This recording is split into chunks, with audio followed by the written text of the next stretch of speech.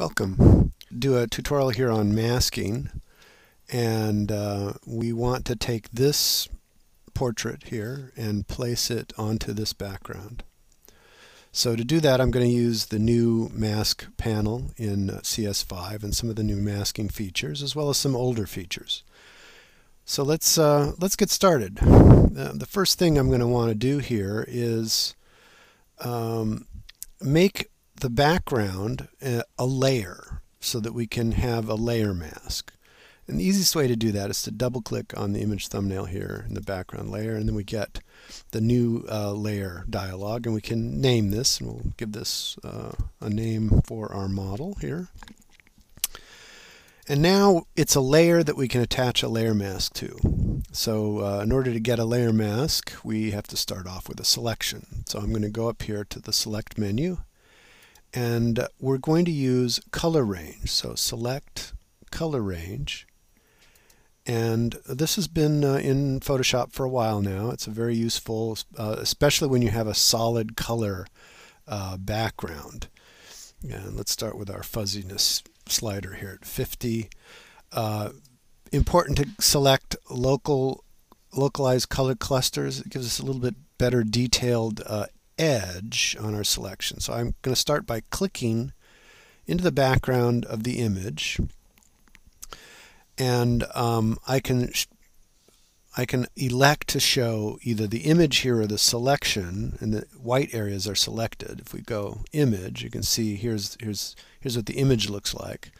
But let's go ahead and keep it at selection. And now to add to the selection, just like all selection tools, we hold down the Shift key and click on more and more of the background to make sure that we select it out. Select all of the blue. The different areas of the blue background are not exactly the same value, but by shift clicking we can make the background almost all white, which is what we want. Now the next step here is to increase the fuzziness slider, and I'd like to do that until I can just start to see in the interior a bit, just a little bit. And it looks like we have to get all the way up here, but you start to see just a little bit of tone showing up now in the dark interior. That means that I'm going to have as much of the hair wisps detailed as possible. Okay, so at this point I'm going to say OK.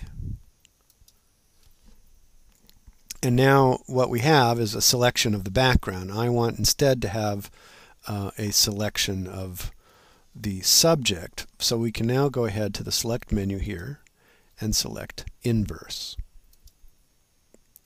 So now you see now the background is not selected and the subject here is what is selected. And now we can go ahead and put that into a layer mask into this layer. So I click on the Add Layer Mask icon here, and now we have a layer mask. So you notice now that the checkerboard pattern here represents transparency. We can see a little bit of transparency inside the image. So I'm going to modify the layer mask to get rid of this transparency inside our subject. So in order to view the layer mask by itself, you hold down the Option or Alt key, and it's called soloing the mask. We will now click holding down the Option or Alt key, and now we're returned to just what the mask looks like. And now what I'd like to do, you can see maybe just a little bit of gray tones. Any gray tones in the white area are going to be slightly transparent. So I want to make sure that I eliminate all of those gray tones in the white area. So I'm going to use the Dodge tool, dodging highlights. We can leave exposure where it is, but basically I'm going to dodge into the interior of the image, and I'm staying away from the edge because I'm okay with a little bit of transparency at the edge, especially around the hair here. So I just move my Dodge tool all the way around, and especially in the inside of the image, to make sure that I eliminate any transparent areas. Now when I come over here to the hard edges, like around the neck here and the chin and the lips, I can go ahead and dodge right over that edge, and that will eliminate the gray tones that are near the edge. But then anywhere where I might have hair, like in this area here, I'm not pushing down. I'm going to leave that alone and just sort of dodge close to it, but keep away from the hair wisps or the edges that I might want to preserve some sense of transparency at. Okay, so I think I'm okay there. I notice that up here I have some gray areas where it's not as black, and same thing down here. So I can now select the burn tool. So I select burn tool here, and I can burn shadows, same sort of thing. Here I stay away from the hair edge, but I can burn around to kind of make sure that my background area is not at all selected. So it's nice and dark everywhere. And it seems like maybe the edges of the image need this more than the areas close to the subject, but make sure that everything is nice and fully black. And that's actually the best use for dodge and burn tools is editing masks. Okay, now that I've done that, I can return to the full view by option clicking again, and now I'm back to my view of the transparency in the image. And you can see now the interior doesn't show that checkerboard pattern. However, there's another little trick here. We see, if we look at the edge here, I can tell that there's some smoky, transparent things, but the checkerboard pattern is sort of distracting. So I really can't see the detailing at the edge because the checkerboard's interfering here. So I'm going to show you another little trick. We're going to change the appearance of the transparency by going into the preferences here. So Photoshop Preferences, and I'm going to jump right to Transparency and Gamut. And now we get the preferences for the transparency and gamut. So let me move this away here just a little bit. And we're going to look at how changing this can alter how much detail we can see at the edge. So we can change the grid size from medium to small. I like to do that right off the bat. And that already helps. Now you can start to see a little more detail showing up. But the other thing that you can do is actually change the checkerboard colors. So right now we have white and kind of a light gray. If I click in one of these squares, I get the color picker. And while I'm looking at the checkerboard transparency here, I'm going to make this second color a little lighter until it's just close, so I can just barely see a checkerboard, and see how much more detail starts to show up. So as I bring these two squares closer together in value, it has enough of a checkerboard pattern that I can tell that there's transparency here, and I'm not just looking at a gray background. But now you can see I see a lot more detail in this hair edge. And that's going to become important later on when we're editing, the mask edge. So let's now say, okay, we accept this new look for our transparency. And now you can just start to see the character of the edge. And this is pretty typical of the best we could do in Photoshop before the new mask panel arrived with the Refine Edge functionality. So CS5 has this new Refine Edge capability, and we're going to use that to get a much more natural looking edge here. Although this doesn't really look that bad, let's see how much nicer we can make it look. So I'm going into the mask panel here, and the key here is this mask edge option.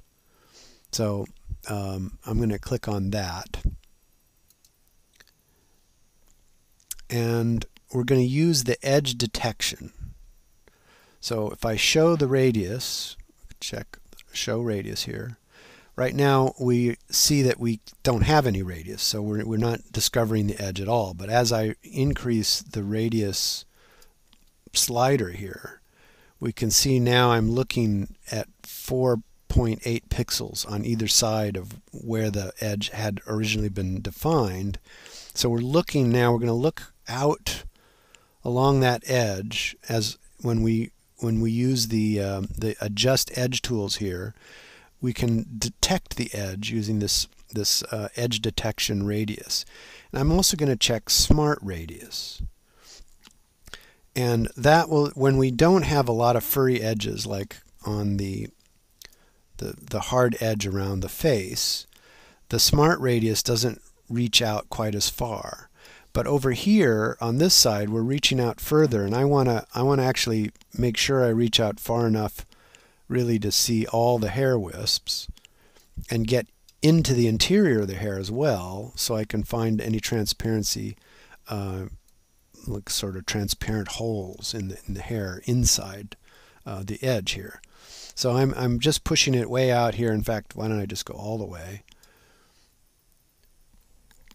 And it reaches out, and what people don't realize, and it took me a long time to discover this, is that you don't have to live with this radius that the edge detection slider is giving us.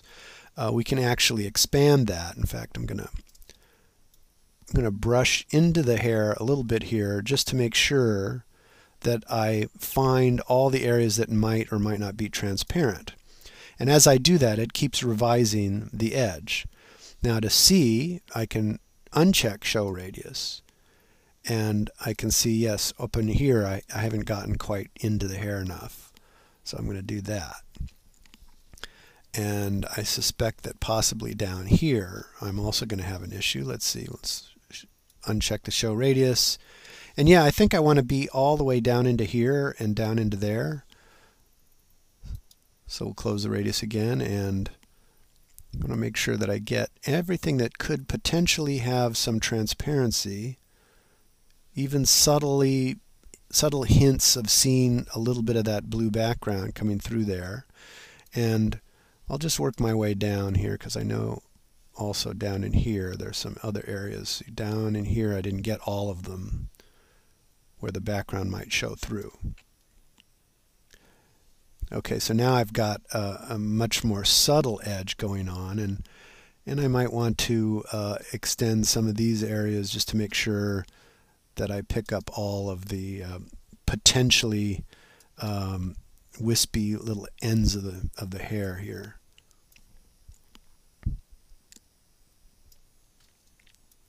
Okay, so you get the idea.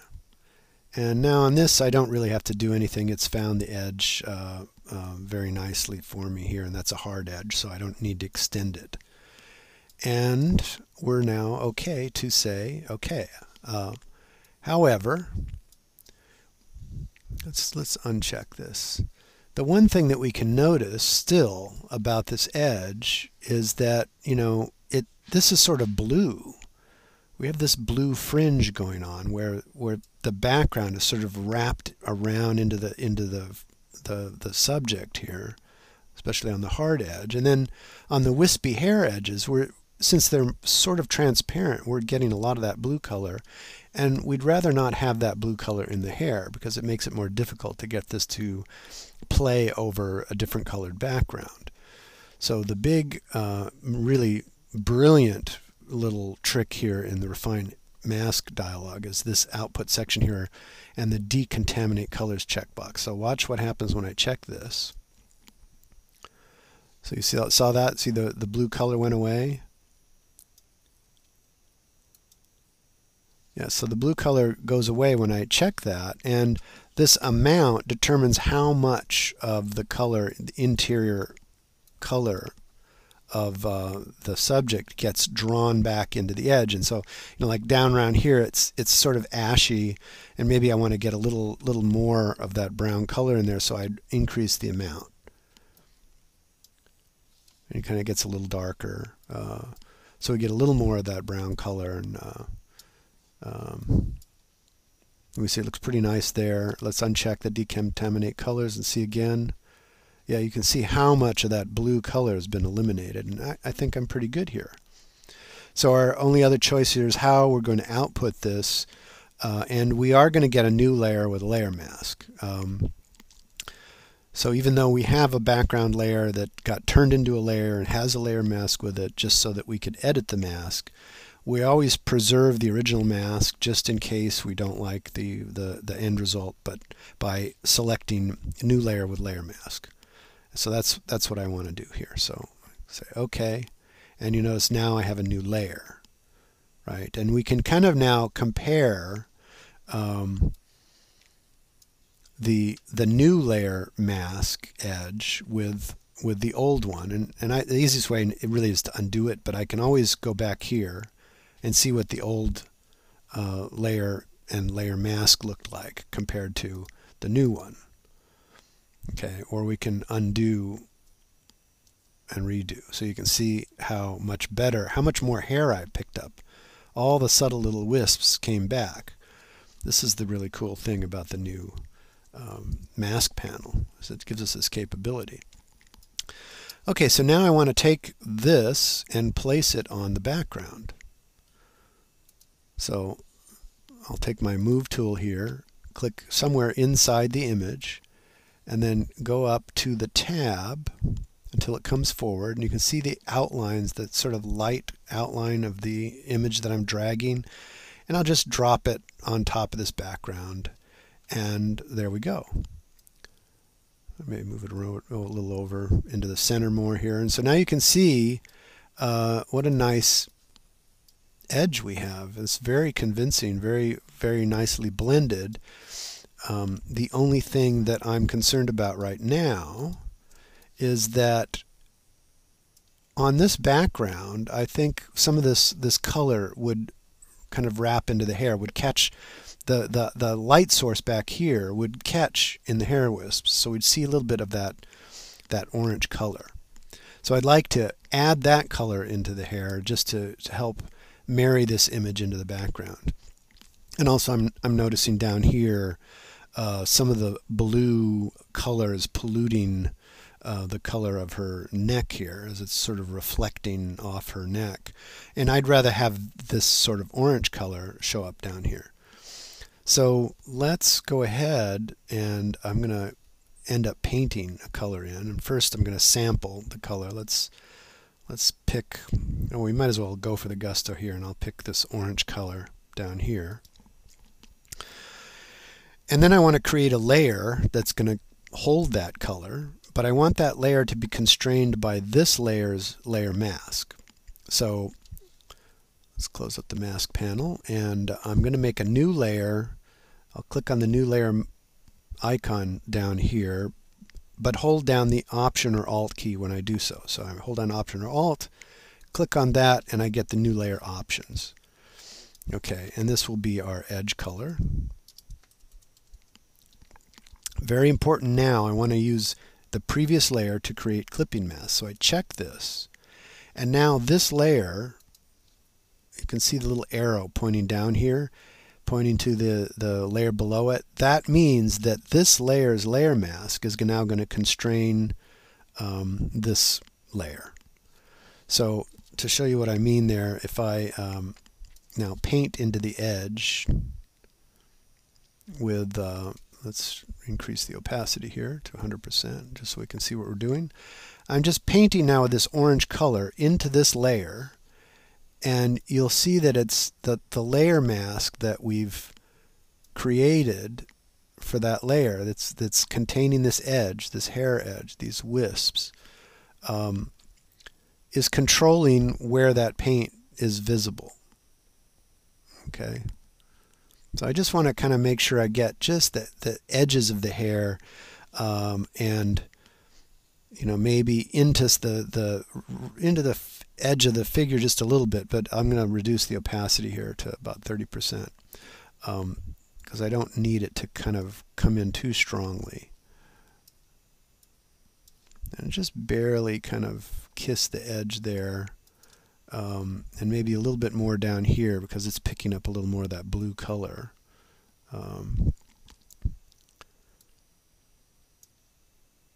So get that down there just a little bit. All right, now obviously this, it doesn't look realistic. Let's zoom in a little bit here.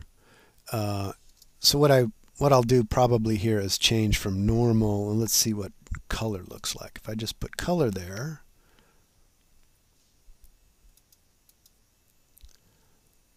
or how about, yeah, we can maybe reduce the opacity of this.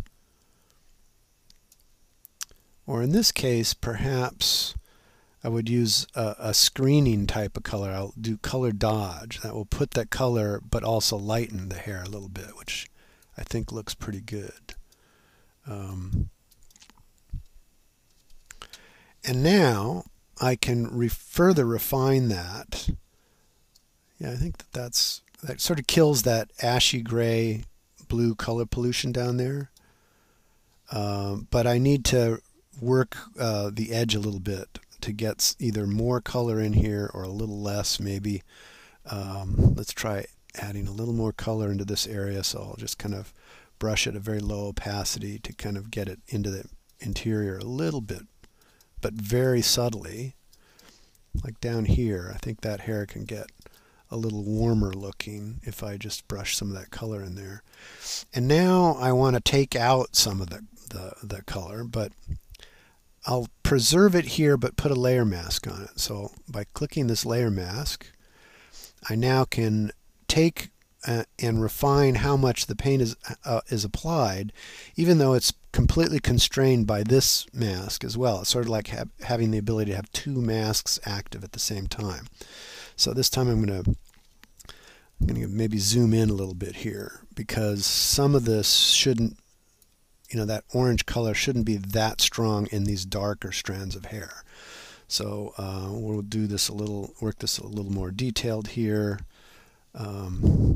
And I'll just kind of go into it here just a little bit and to take out some of that red highlight. So I'm painting back with black into this layer mask at just about 30% opacity, just so I can control it a little bit better. And in the areas where I think the hair shouldn't be taking that much color, I'll just kind of brush it back just a little bit.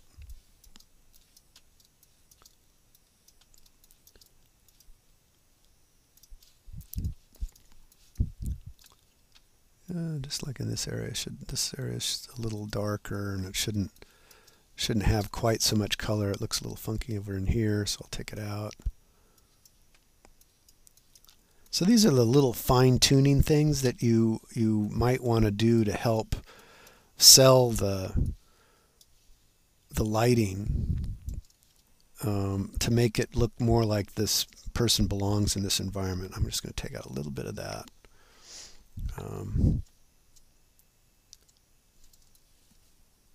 And there you have it.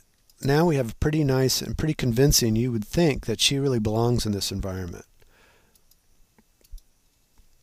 And taking this off, you may decide also maybe that's too much. So we can always reduce the opacity even a little more, make it a little more subtle. Okay. So there you go.